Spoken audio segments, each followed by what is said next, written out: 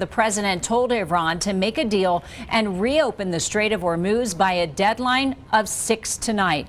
President Donald Trump said if Iran did not comply, quote, a whole civilization will die. He posted on Truth Social this morning saying, quote, a whole civilization will die tonight, never to be brought back again.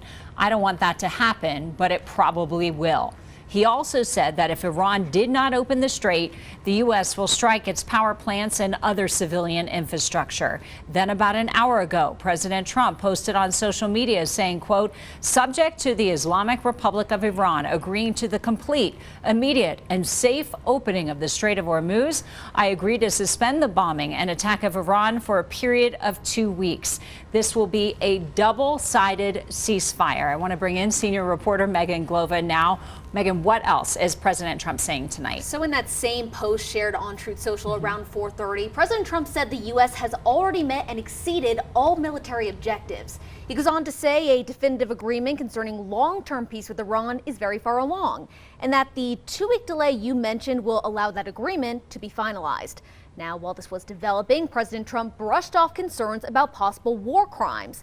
According to NBC News, the Pentagon had given Trump dual-use targets, both military and civilian, if there was no deal by the deadline.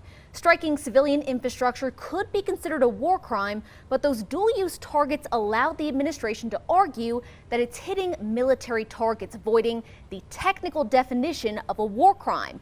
Now, Scripps News Group in Denver spoke with an associate professor of political science, and he says targeting a whole civilization like Trump threatened would be considered a war crime. He's not threatening to take out munitions factories or nodes of the economy that are important to Iran's war effort. He's using words like ending the civilization, bombing them back to the Stone Age. Words that seem punitive, and the goal is to punish Iran's civilian population. Professor Harris adds it would be difficult to hold Trump accountable for an alleged war crime. If one were to happen, it would be a process involving impeachment and also conviction here in the U.S., Diane. Megan, thank you. 20% of the world's oil moves through the Strait of Hormuz. That oil has been stuck there for weeks, leading to soaring gas prices. Since the war with Iran started, the national average price of gas has risen by nearly $2. Right now, KOAA is reporting the national average is $4.14.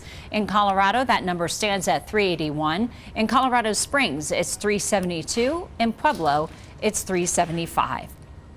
It is unacceptable that gas prices are so high. I couldn't believe it.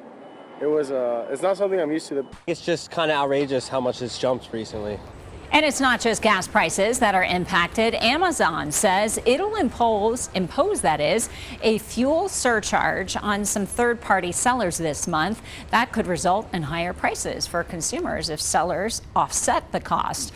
JetBlue and United Airlines say they have increased baggage fees in light of fuel prices. And a reminder, to keep up to date with the developments coming out of Iran, you can visit our website, KOAA.com, or download the free KOAA app.